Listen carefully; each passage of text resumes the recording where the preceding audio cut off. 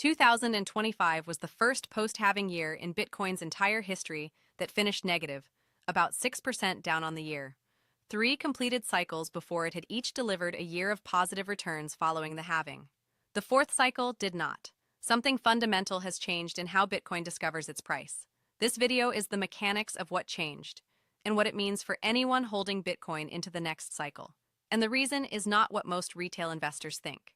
The cycle theory came from Bitcoin's first 3 completed cycles, 2012 through 2016, 2016 through 2020, 2020 through 2024. Each cycle covered exactly one halving event, the moment when new Bitcoin supply per block is cut in half by the protocol.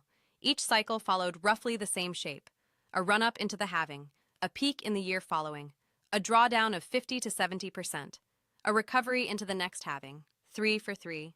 The pattern looked durable. The 4th cycle started on schedule with the April 2024 halving, block subsidy cut from 6.25 Bitcoin down to 3.125. By the textbook playbook, 2025 should have been the year of the post-halving run-up. Instead, 2025 finished negative for the first time, about 6% down by year-end.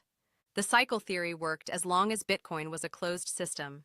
The ETFs opened the system. That is the entire story. In January 2024, the United States approved 11 spot Bitcoin ETFs on the same day. Exchange-traded products that hold actual Bitcoin and trade like a stock.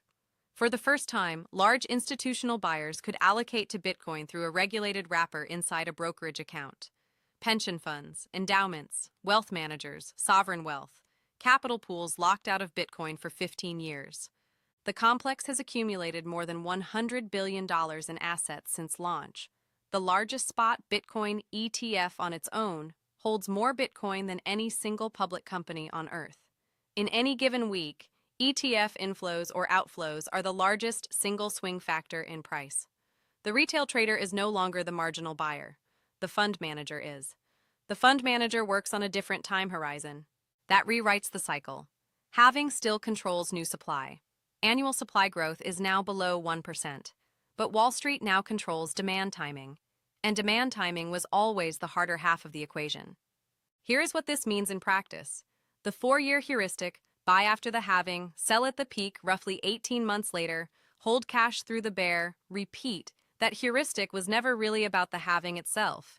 It was about predictable demand patterns inside a closed system that did not have an institutional bid layer. With ETF flows now setting the marginal price, those demand patterns no longer arrive on schedule, and every retail playbook still based on the 4-year clock is fighting the last war. For a patient long-term holder, this regime change is good news. The asset matures, volatility compresses, drawdowns shorten. The institutional bid is sticky. For a cycle timer, the news is harder. The chart signals you trained on came from a regime that no longer exists. The right question stops being, when does the cycle peak? It starts being, how do you size and hold a position whose timing you cannot predict? That is a behavioral question, not a charting question, and it has very different answers. That is the cycle reality in 2026. The mechanics changed, and the playbook has to change with it. The full 5-decision framework for Bitcoin in 2026 is on the Channel Hub video, link in the description below. Subscribe so you don't miss the rest of the cluster. The cycle isn't dead, it's just diluted.